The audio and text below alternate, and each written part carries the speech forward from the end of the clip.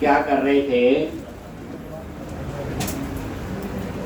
आपने ये देखा क्लाइंट साइड पे वैलिडेशंस कैसे वर्क करती हैं।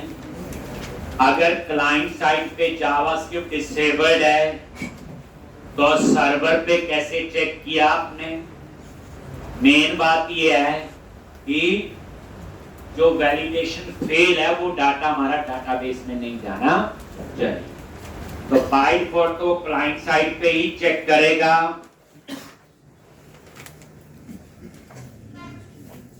न्यू स्टूडेंट और ये ठीक, अगर जावास्क्रिप्ट डिसेबल कर दो, कल ही बताया था, तो ये सर्वर पे जाएगा और वहां पे model state dot is valid, ठीक, model state dot is valid, ठीक, model state dot is valid वो हमने चेक किया। दूसरा मैंने चेक करवाया था आपको कि डुप्लीकेट की, ठीक, वो बता दिया था। तो आज हम लोग क्या करेंगे, एडिट, इसी का कोड लिखना है। चलो, तो अब आप लोग क्या करो, काफी रिवीजन होगी। पहले तो स्टूडेंट कंट्रोलर पे गए, इंडेक्स सेक्शन पे जाओ, पहले गो टू व्यू,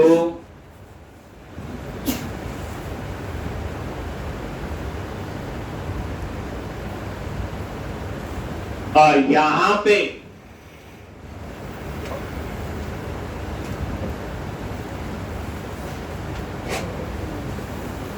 ये एडिट है। तो ये एडिट नाम से क्या चाहिए होगा, एक एक्शन बनाएंगे और आईडी उसमें क्या होगा, पैरामीटर। तो कंट्रोलर में गए और यहां पे एक नया action, public action result edit int ID, और ये पैरामीटर पास कर, ठीक। अब सबसे पहले एडिट का मतलब फाइंड का हो, तो सबसे पहले क्या लिखोगे, वेर, यहां पे स्टूडेंट इन डीबी, और कैसे फाइंड करते हैं, context dot students dot find, और ये आईडी पास कर।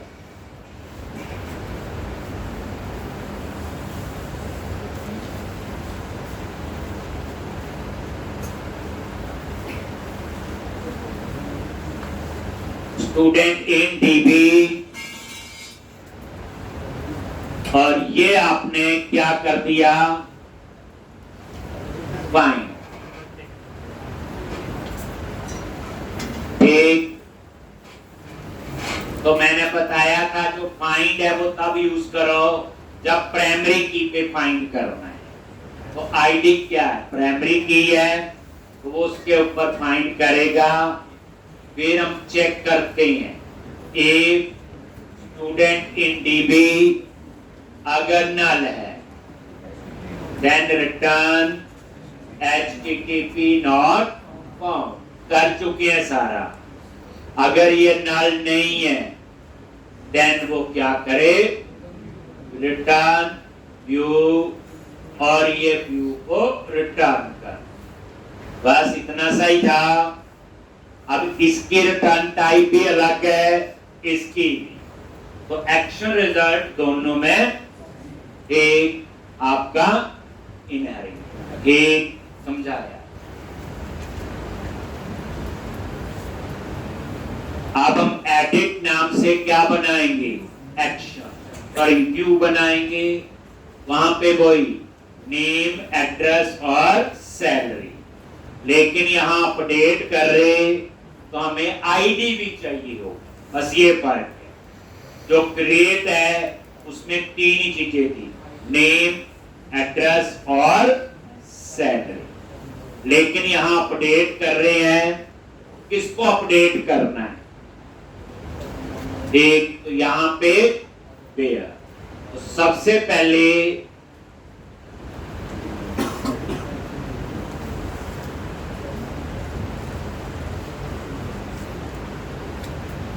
राइट क्लिक किया, ऐड व्यू,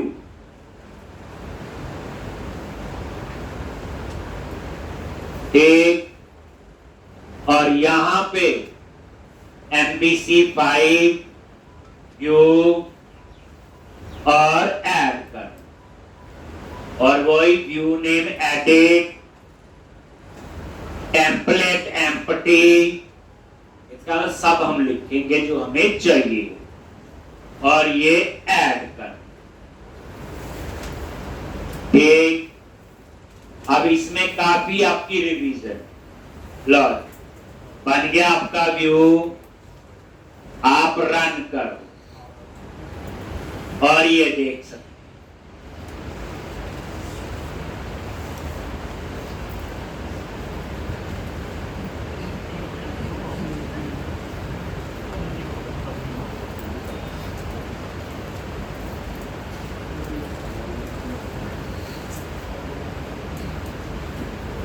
अब यहां पे एडिट पे क्लिक करो, आगे यहां पे, अब यहां पे हम लिखेंगे एडिट स्टूडेंट और नीचे टेक्स्ट बॉक्स लगे। तो अब क्या करो, इसी एडिट के व्यू पे गए, गो टू व्यू, सारा डिलीट कर दो और सबसे ऊपर क्या करोगे, मॉडल ऐड करो, ये नेम स्पेस है मॉडल और ये स्टूडेंट, क्योंकि एक ही स्टूडेंट का डेटा आएगा तो आई इनमरेबल नहीं लगेगा। अब यहाँ पे H2 से हेडिंग दे दिया, क्या लिखोगे, एडिट स्टूडेंट, और यहाँ पे class tax hyphen primary tax hyphen centre, और ये देखो रिफ्रेश आ गया, एडिट स्टूडेंट। अब उसके बाद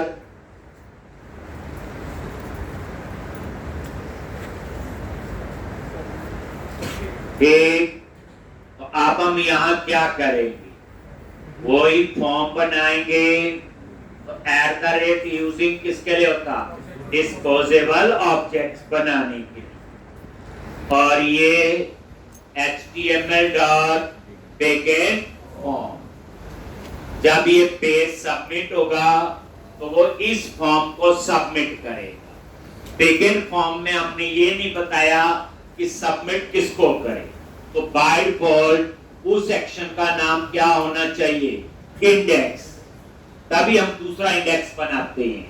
अगर आपने यहाँ पे नाम दे दिया मान लो अपडेट, तो फिर मुझे जो दूसरा एक्शन बनाना पड़ेगा उसका नाम रखना पड़ेगा अपडेट, जिसका एग्जांपल आपके सामने होगा डिलीट में, याद है, बैकएंड फॉर्म लिखा तो इंडेक्स पेज पे था, लेकिन जब डिलीट पे क्लिक करते हैं तो जाता कहां पे है, डिलीट एक्शन। कहानी समझो, तो अब यहां पे आगे सबसे पहले HTML dot anti-forgery token, HTML dot validation summary, एक समरी आनी चाहिए कि नहीं वो भी आपको दिखा देंगे, मैसेज अपने आप आए मॉडल से तो एम्प्टी कर दी, एक, और यहाँ पे बूटस्ट्रैप अप्लाई कर दो, at the rate class tax hyphen danger. अब यही देखो, कुछ दिन तक मुश्किल लग रही थी, अब यही चीजें दोबारा से लिख रहे तो आसान हो। एक आप लिख लो HTML dot hidden code, ID जो है उसे अपडेट नहीं करेंगे, लेकिन वेयर कंडीशन में तो चाहिए होता है ना, अपडेट टेबल नेम लास्ट में लिखे ना वेयर आईडी, तो जो इसके लिए ले रही, क्रिएट में तो आईडी खुद जनरेट होता है, याद नहीं, तो अपडेट टेबल नेम सेट जो जो अपडेट करने लास्ट में लिखते हैं वेयर एम्प नंबर इसको दिस, इसलिए चाहिए। तो ये क्रिएट के केस में नहीं चाहिए क्योंकि वहां ऑटो इंक्रीमेंट। अब यहां पे क्या लिखोगे,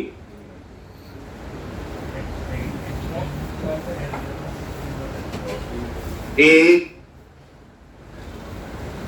मॉडल वही लैम्डा एक्सप्रेशन, और ये मॉडल किस टाइप का डिक्लेयर हुआ, स्टूडेंट टाइप।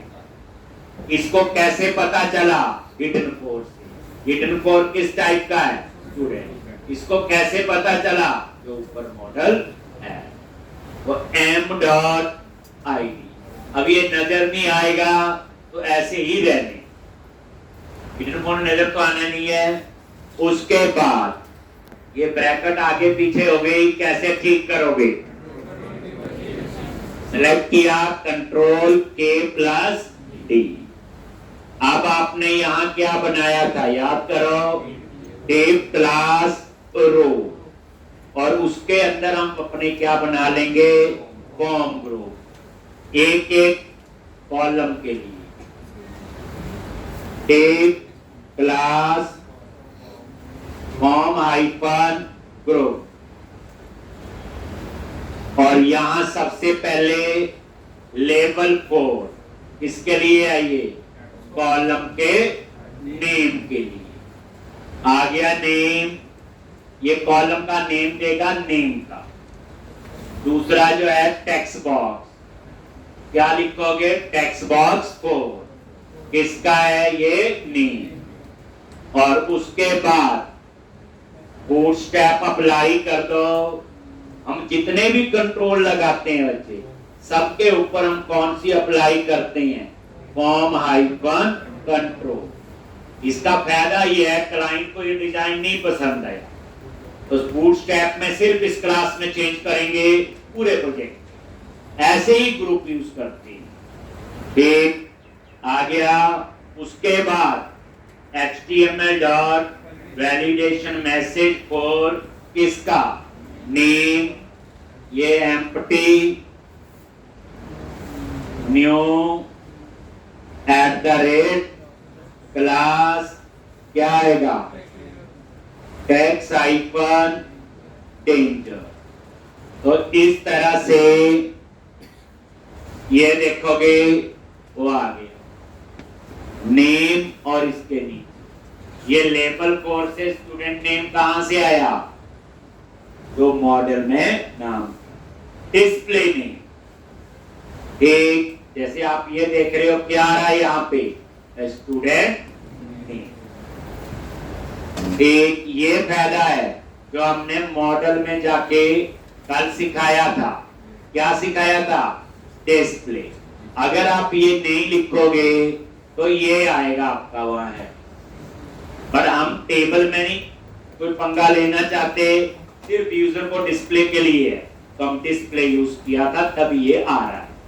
एक जगह मॉडल में चेंज किया, क्लाइंट का था नहीं, इसके बिना ठीक आ रहा था, सारे डिस्प्ले हटा दो, आ जाएगा। एक इसी तरह से ये हो गया किसका, नेम का, फिर किसका, एड्रेस लिखना आप लोगों ने, एड्रेस, और ये एड्रेस एक समझ लो, फिर तो सेम ही होता है। Salary,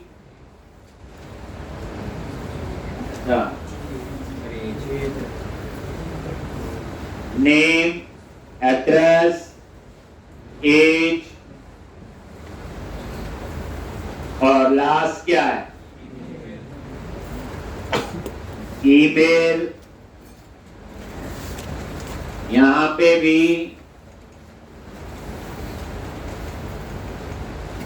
email.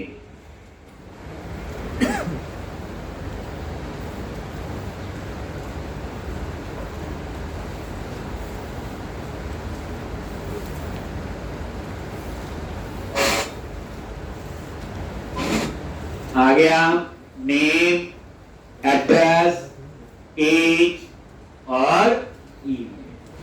डिजाइन बन गया ये। अब लास्ट में क्या करोगे, अपडेट का बटन, इनफो टाइप सबमिट। पूरी रिवीजन हो गई। तो आपको तो ये गुस्सा आ गया होगा, सेम चीज क्रिएट में लिखी, सेम चीज अपडेट, बस फर्क हिडन कोड का था अभी तक। तो क्या कोई ऐसा तरीका है 2 बार ना लिखना पड़े? तो नेक्स्ट क्वेश्चन से हम वही फॉलो करें। पहले गलत तो आए, फिर हम उसको इंप्रूव करें,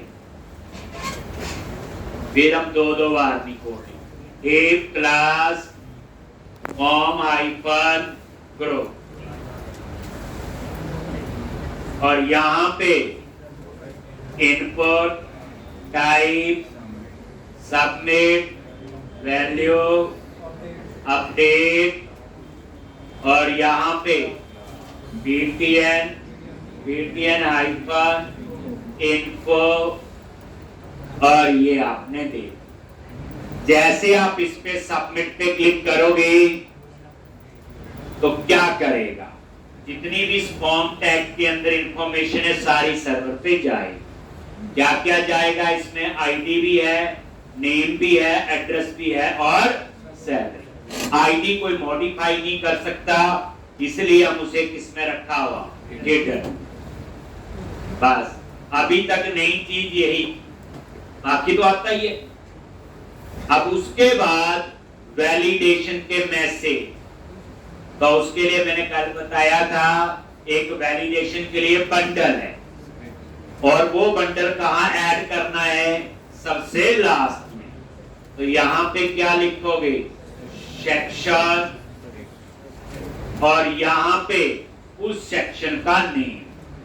तो उस सेक्शन का नाम क्या आपका, बोलो स्क्रिप्ट। ये स्क्रिप्ट ऐसे नहीं भी कुछ भी लिख दो, ये आप लेआउट में जाओ, व्यूज में गए, शेयर और लेआउट, लेआउट में गए, ये सबसे नीचे ये सेक्शन का नाम है। तो ये क्या करेगा, जो वैलिडेशन वाली जावास्क्रिप्ट फाइल होगी वो लास्ट में लोड करेगा, और कुछ नहीं है। इसको ऊपर कर दोगे तो ऊपर कर देगा, एरर कोई नहीं आएगी, याद रखना है। ठीक, तो अब यहां से, और उसके बाद आपने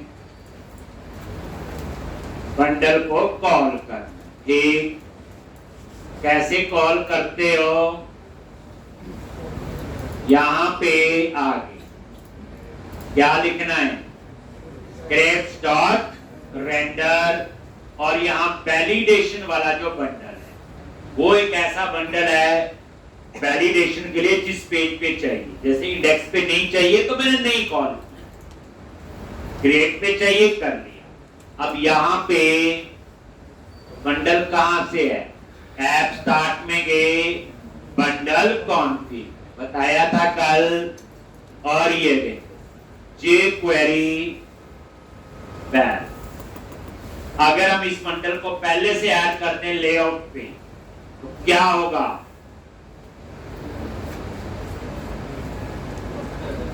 एक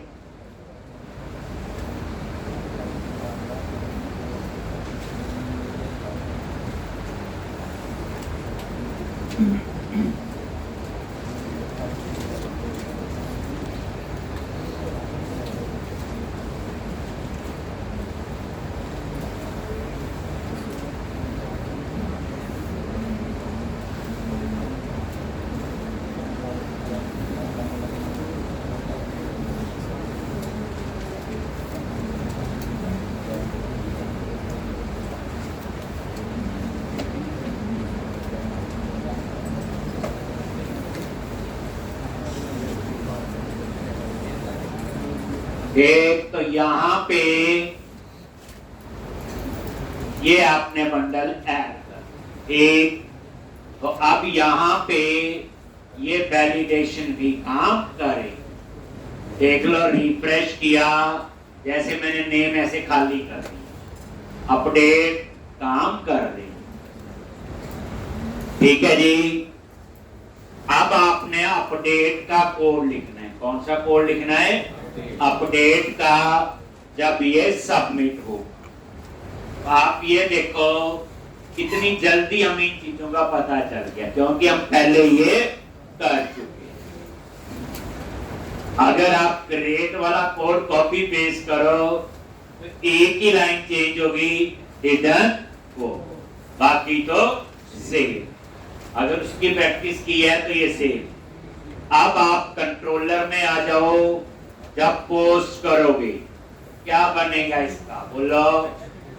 तो यहाँ पे HTTP पोस्ट और anti grocery token public action result edit, और यहाँ पे क्या आएगा स्टूडेंट, जिसकी इंफॉर्मेशन को अपडेट करना।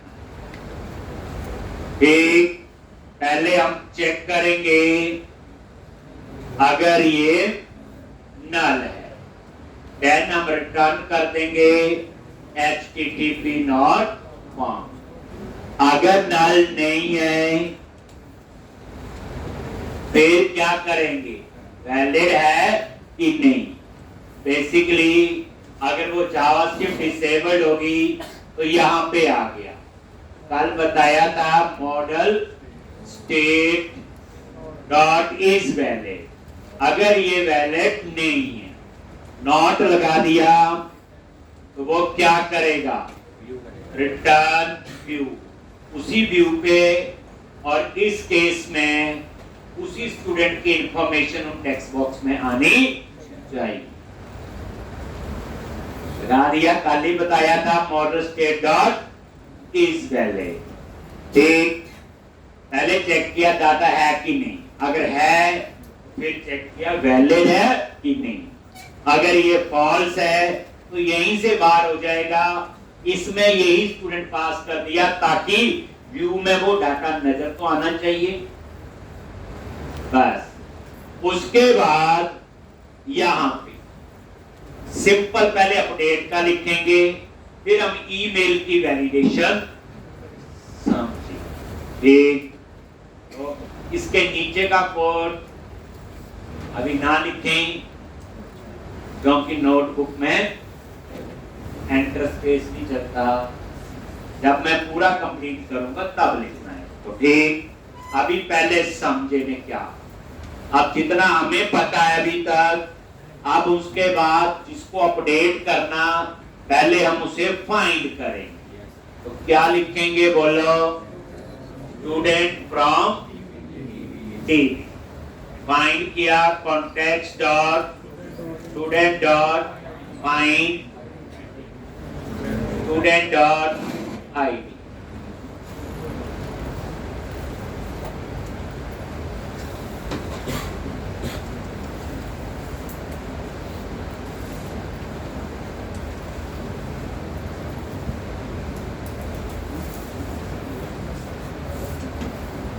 और यहां पे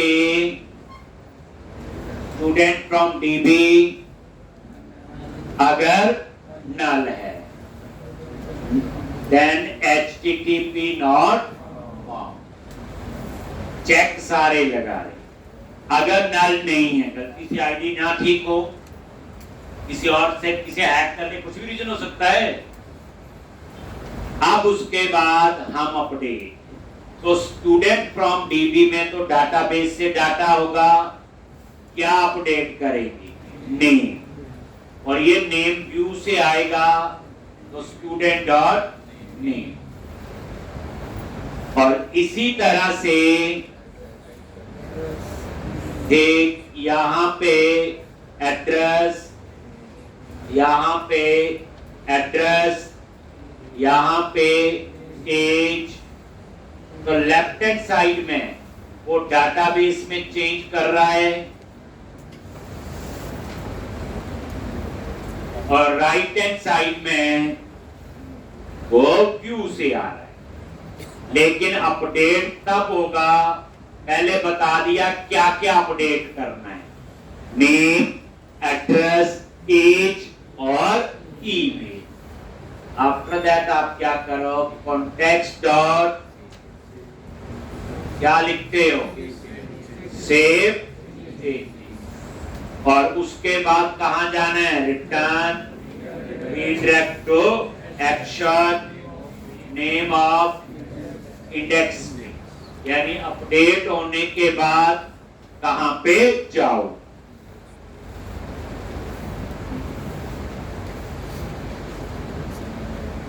अभी ना लिख, ईमेल की वैलिडेशन भी आएगी, लगानी पड़ेगी ना डुप्लीकेट ईमेल। अब यहां ब्रेक पॉइंट लगा लो, नॉर्मल अपडेट कर रहा है कि नहीं, रन किया, हम एक बार टेस्ट कर ले, फिर हम इसको ठीक करेंगे। स्टूडेंट प्लेस, एडिट पे क्लिक किया, देख लो जी ये चेंज कर दिया, अपडेट आ गया। यहां पे डेटा देखो क्या क्या आ रहा है, एड्रेस ठीक आ रहा है, एज, ईमेल, आईडी और नेम। आईडी कहां से आया, ये हिडन कोर्स, F10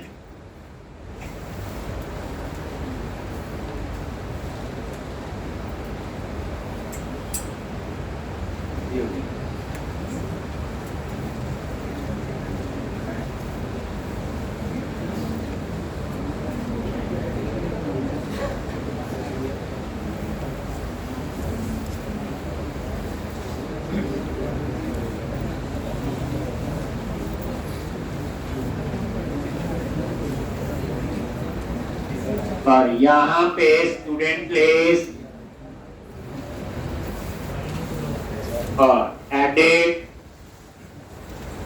और यहां पे ये चेंज कर दिया, अपडेट, F10 नल तो नहीं है, वैलिड है, यस, फाइंड हो गया, और ये अपडेट हो रहा है, नेम, एड्रेस, एज, ईमेल, और सेव चेंजेस से कहां पे, डेटाबेस में, और इस तरह ये राना लग गया, आ गया ना ये, तो ये अपडेट हो गया, तो बिल्कुल ठीक चल रहा है। अब हमारा अगला काम है, यहां पे वैलिडेशन लगानी है कि ईमेल डुप्लीकेट नहीं होना चाहिए। कहां पे लगाएंगे, अगर वैलिड है, उसके बाद सोचो, नीचे वाला कोड तभी चले ना अगर वैलिड है। एक अगर मैं ये कोड 2 लाइन के बाद लिखूं, पता चले गलत है, तो 2 लाइन एक्स्ट्रा चलती रही, समझो बात। एक मतलब ये है, ये तो वैलिडेशन वाला पार्ट हो गया, जो सर्वर और क्लाइंट वाला, जो नॉर्मल वो पता है। अब ये हमारी अपनी वैलिडेशन, तो यहां पे भी आपने क्या करना है, बोलो, डुप्लीकेट ईमेल,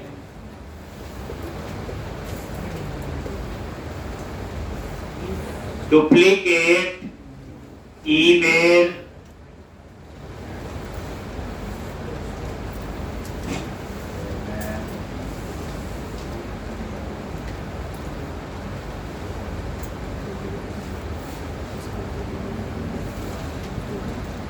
एक डुप्लीकेट ईमेल,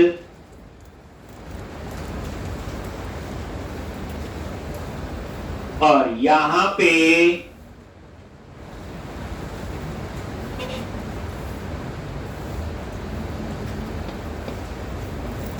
तो जितना हमें पता, पहले हम वो लिखते हैं,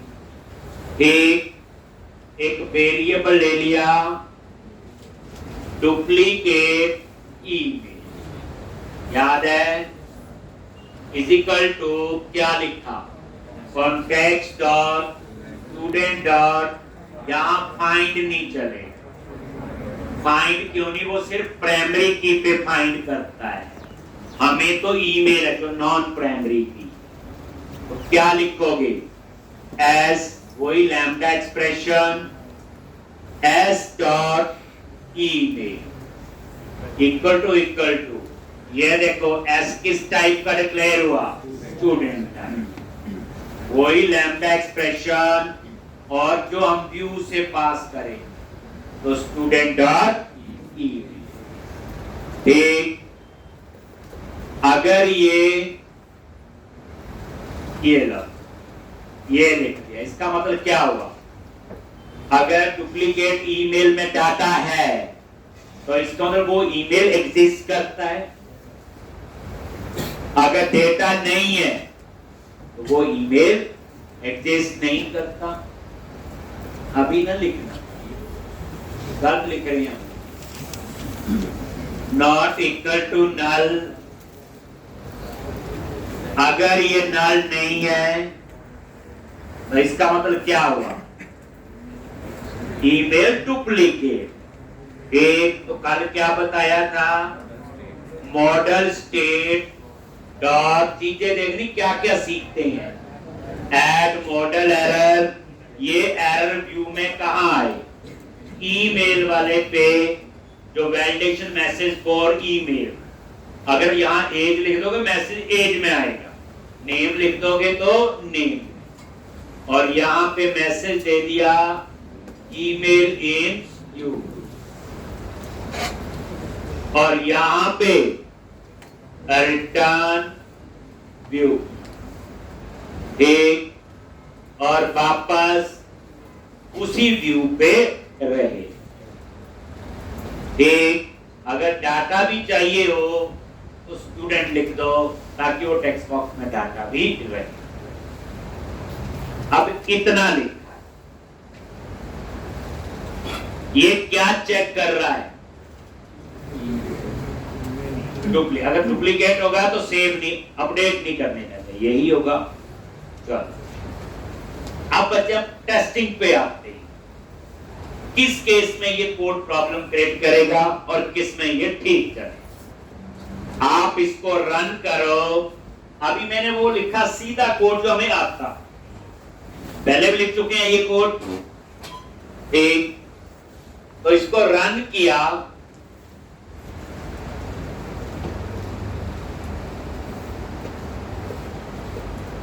और स्टूडेंट लिस्ट पे गए, और ये वाला है, मान लो admin2@gmail.com। ये देता हूं, एक एडिट पे आ गई।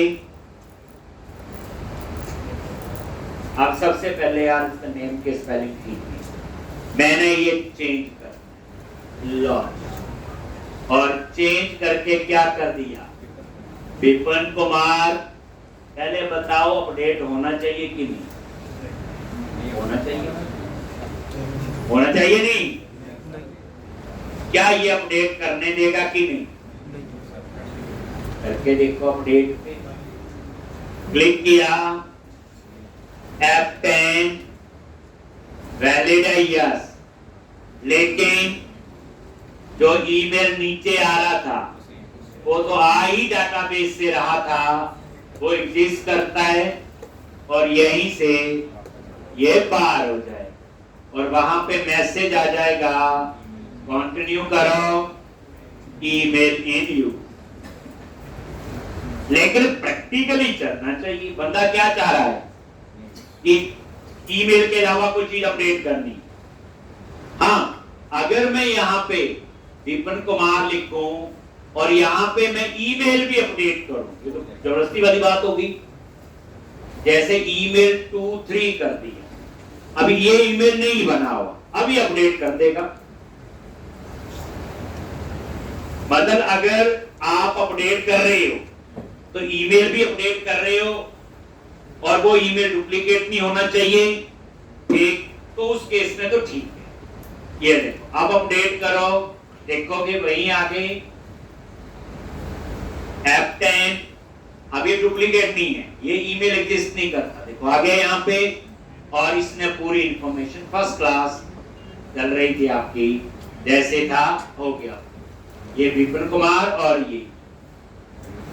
लेकिन अगर किसी बंदे को ईमेल अपडेट नहीं करना बाकी अपडेट करना तो ये करने नहीं। उसके पीछे क्या रीजन है, ये लॉजिक। अब ये क्रिएट के केस में तो लॉजिक चला था, अपडेट के केस में ये फेल हो। एक ही केस में काम कर रहा है, आप ईमेल भी अपडेट करो और वो डुप्लीकेट नहीं होनी, तब ठीक है। यानी बंदा आया, उसने ईमेल अपडेट करना है एक, लेकिन वो ईमेल डुप्लीकेट नहीं होना चाहिए, उस केस में चलेगा बस। लेकिन कोई चाहता मैंने ईमेल नहीं अपडेट करना, मैं नेम ही चेंज करना है, तो ईमेल बोलेगा एग्जिस्ट करता है, वो तो है ही है। अपडेट के केस में तो डाटाबेस में है ही ईमेल। तो यहां पे आप लोग क्या करोगे, देख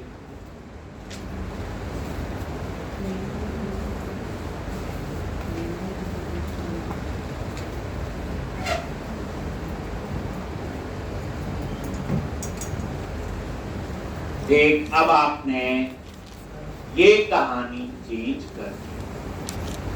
तो यहां पे एक छोटा सा लॉजिक सोचना पड़ेगा। अगर आप ईमेल के अलावा अपडेट कर रहे वो अपडेट होने चाहिए। एक तो मैंने क्या किया, एक वेरिएबल ले लिया डुप्लीकेट ईमेल, और इस ईमेल पे उसको फाइंड। एक आप समझना, ये बच्चे लॉजिक।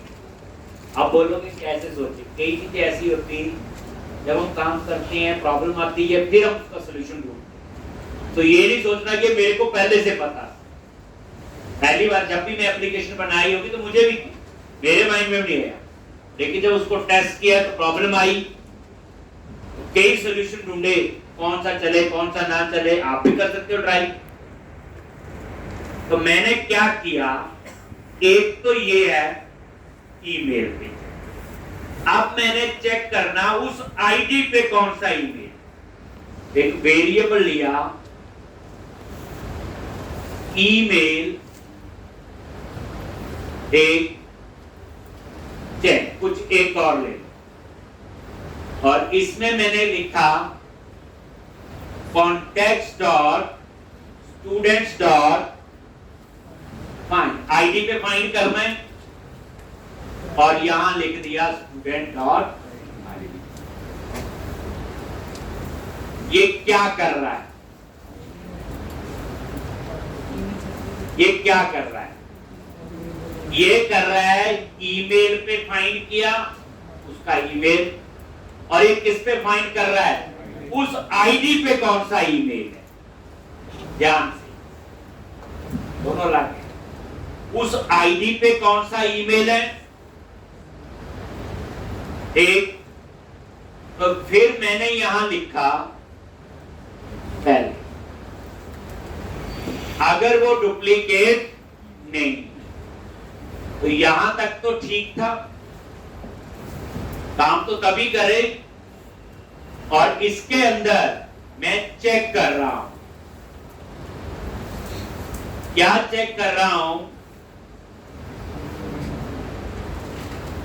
डुप्लीकेट ईमेल, उस पे जो ईमेल है, और ईमेल चेक उस पे जो ईमेल है सेम है, एंड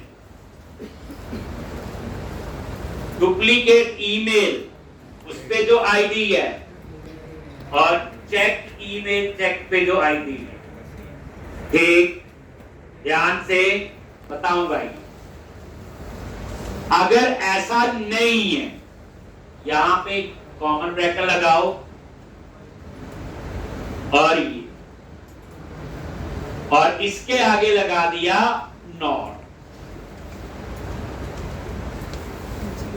ये मैं यहां से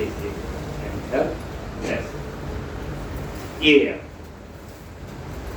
मैंने क्या, डुप्लीकेट ईमेल पे ईमेल का चेक और आईडी, अगर ये दोनों ट्रू हैं, एंड लगाया ना, एंड ऑपरेटर है, ये तो पता ये ट्रू है, यानी ईमेल पे ईमेल मैच हो रहा है, आईडी पे आईडी। अगर ये मैच नहीं हो रहा है, नॉट। देन वो क्या करे, ये वाला एरर थ्रो करे।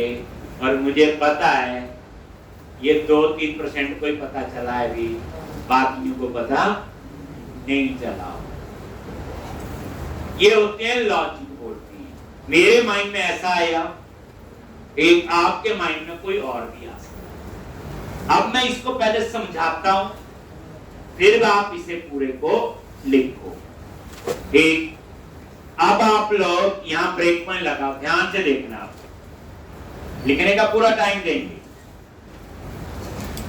अच्छा, मैं करवा दूंगा, कई बच्चे अपनी तरफ से भी करेंगे, मैं ऐसे भी कर लिया, कर सकते हैं। पहले समझो चीज, प्रॉब्लम क्या है।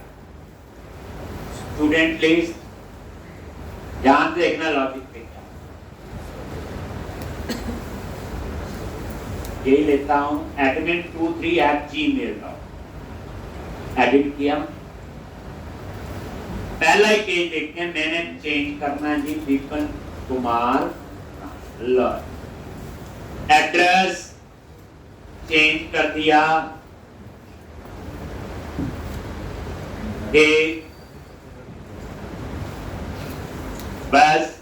बस ईमेल नहीं अपडेट कर, यही थी प्रॉब्लम पहले। देख, अपडेट पे क्लिक किया, अपडेट होना चाहिए एज पर रूल। अपडेट, यहां देखो ध्यान से, चंडीगढ़ आ रहा है, एज आ रही, ईमेल आ रहा है admin23@gmail.com। याद रखो, आईडी क्या है उसका, इसको अपडेट कर रहे 6, ये भी याद रखना। और नेम तो उसका आ गया विपिन कुमार। F10 नल है, ठीक है, वैलिड है, यस। अब यहां पे आओ, एक जैसे आप यहां पे आए तो यहां पे देखो, एक ईमेल क्या है, admin23@gmail, और आईडी क्या है 6। इसका मतलब हुआ मैंने यहां पे आईडी क्या है 6 और उस पे ईमेल कौन सा है admin23@gmail.com आ गया यहां पे।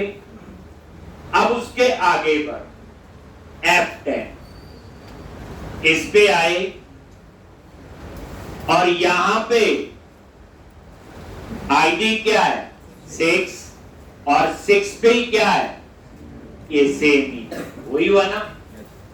तो यहां पे क्या है, सेम आईडी 6 है और 6 पे ही आपका वो ईमेल हो गया।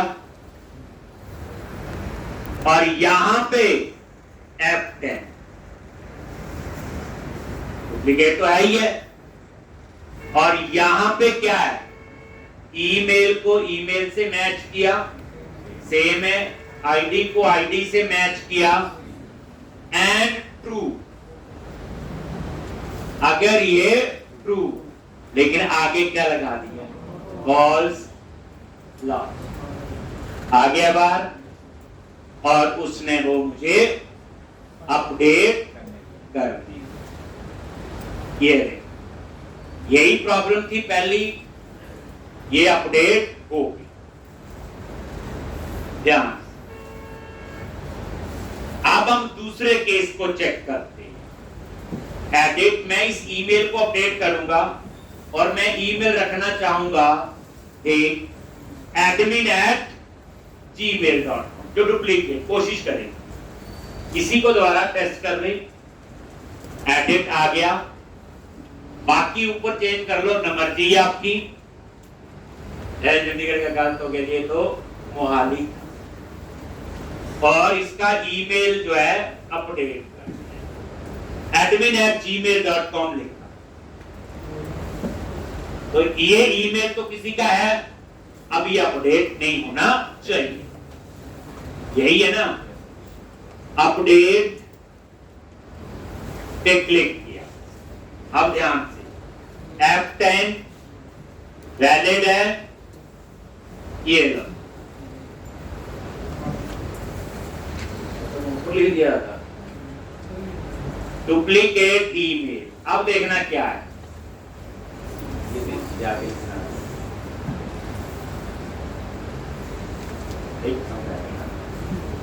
अब यहां पे क्या आया, admin@gmail और इसका आईडी 2, यानी कि आईडी क्या आ गया यहां पे 2 और ईमेल क्या है admin@gmail। इसका मतलब ये ईमेल किसी का तो है, तभी आया है।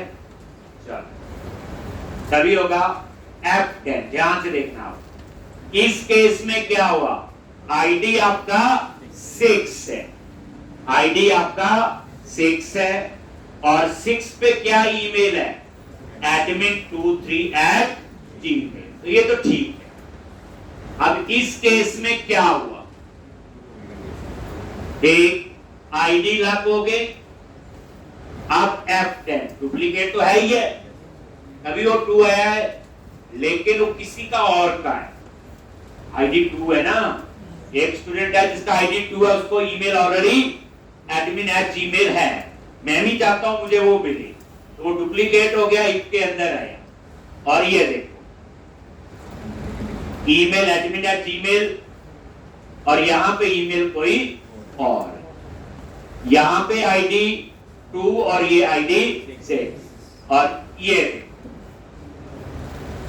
अगर ये फॉल्स है, नॉट लगाया हो आगे, देन क्या है, मैसेज आ जाएगा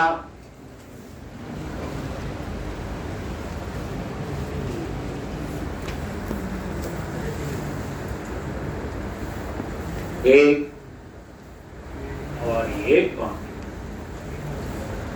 ईमेल हिम यू। आपको परेशानी थोड़ी सी होगी, एक बार लॉजिक पहली बार सोचा और पहली बार लिखा होगा, लेकिन आप इसको ऐसे करो, किसी भी लैंग्वेज में प्रोजेक्ट बनाना है, ईमेल डुप्लीकेट तो हर जगह आएगा और अपडेट में तो ऐसा ही पंगा पड़ेगा। तो एक बार लॉजिक सोच लो, हर लैंग्वेज में सेम, कोई पाइथन वाला ही बैठा होगा और फॉर्म बना हुआ उसमें, वो भी अपडेट कर रहा होगा, तो उसका ईमेल डुप्लीकेट का कर लगाना है, तो यही बोलोगे, ये ऐसे चेक कर लो, ईमेल से फाइंड कर लो और उसके आईडी, ठीक। और अगर वो मैच नहीं हुए तो अपडेट नहीं करने देगा, अगर हो गए तो अपडेट। तो मतलब कहने का ये है, ये छोटा सा एक लॉजिक है, ये वाला, ये लो, अब आप इसको लिखोगे,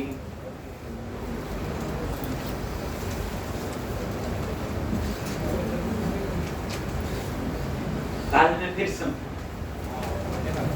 ये मैं क्यों कह रहा हूं, मैं अभी तीसरी बार फिर बता दूं ना, वो वैसी कॉपी जाएगी माइंड में जैसे दूसरी बार की। अब एक बार आप ऐसे ब्रेक पॉइंट लगाएंगे, समझेंगे ऐसी कंडीशन मैंने क्यों लगाई, फिर मैं कल एक बार एक्सप्लेन कर दूंगा, तो मेरे को लगता और बेटर पता है। अब आप इसकी जगह कोई और लॉजिक भी सोच सकते हो, ये याद रखना।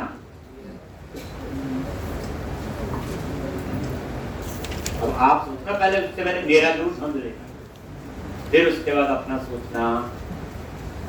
लेकिन ये हर जगह जावा में प्रोजेक्ट बनाओ, duplicate email in update, same problem आएगी। ये जो लॉजिक होते हैं ना, सेम ही होती है, सिंटैक्स उसका होगा कि वहां फाइंड या फर्स्ट रिकॉर्ड नहीं होगा, कुछ और होगा, सीक्वल क्वेरी होगी, select star from table name, where, कुछ ऐसा ही होगा।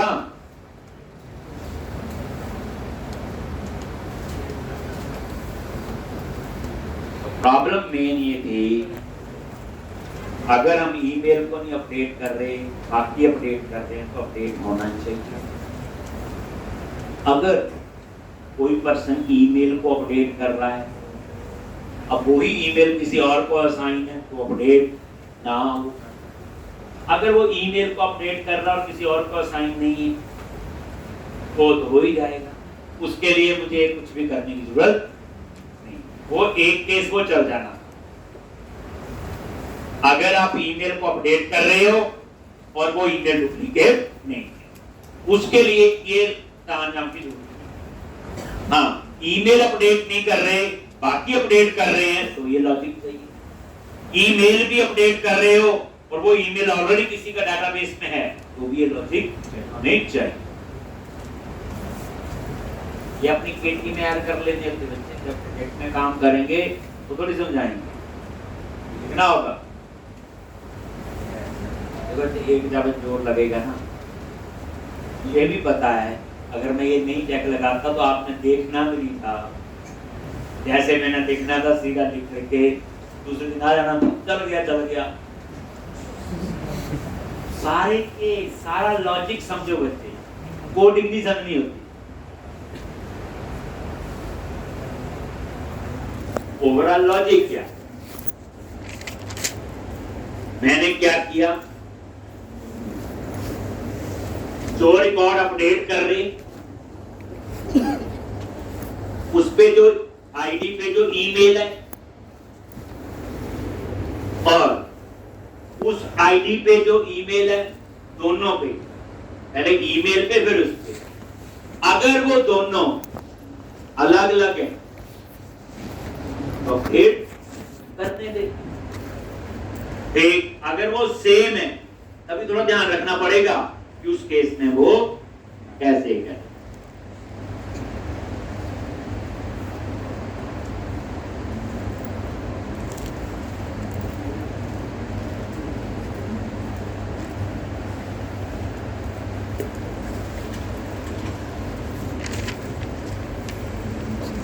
उसके बाद डिटेल का बनाएंगे और डिलीट, और फिर बनाएंगे कस्टम वैलिडेशन, वो भी आएगा ना, वैलिडेशन खत्म थोड़ी हुई।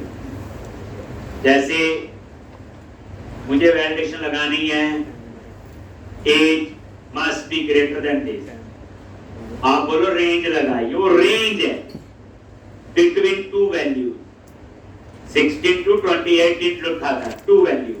अगर आपको ये वैलिडेशन लगानी है age must be greater than equal to 20, वो तो नहीं बनेगा, वो रेंज से नहीं होगा काम, क्योंकि रेंज में तो 2 देनी पड़ेगी ना, 20 दे दी तो आपको मैक्सिमम कोई देनी पड़ेगी, तो इसलिए फिर वहां रेंज थोड़ी लगाएंगे, वो तो तुक्का ला रहे। कई लोग क्या करेंगे, रेंज आता है बाकी कल्ला कह देना 20 है ना, 20 से ऊपर होनी चाहिए, एक 20 डाल दो, मैक्सिमम रेट उठा दो, किसने उतनी चेक करनी है ना किसकी होगी। तो इसलिए हम लोग क्या करेंगे, उसके लिए कस्टम वैलिडेशन बनाएंगे। पासवर्ड इतने कैरेक्टर का हो सकता है, भी बनेंगे, तो अपनी बनाएंगे, बस एक बार अपनी बनाना सिखा दूंगा, फिर जो मर्जी मांग ले हमसे, जो बनी हुई होगी हम तो कर ही लेंगे, जो हमें चाहिए खुद हम वो भी बनाएंगे। एक कस्टम वैलिडेशन, एक वैलिडेशन टॉपिक ऐड हो गया। फिर मैं इसके अंदर थोड़ी लेआउट की कहानी छेड़ेंगे। अभी तो सिंपल ऐसे रहे ना, उससे ऐसे कॉपी पेस्ट करने वाला है। आपके प्रोजेक्ट में 5-6 मॉड्यूल है, एक आपको जो है हर एक मॉड्यूल का लेआउट अलग-अलग होगा, एडमिन वाले का अलग-अलग होंगे, मल्टीपल लेआउट कैसे यूज करने हैं, अभी तो एक ही है, बड़ी मुश्किल से हमें।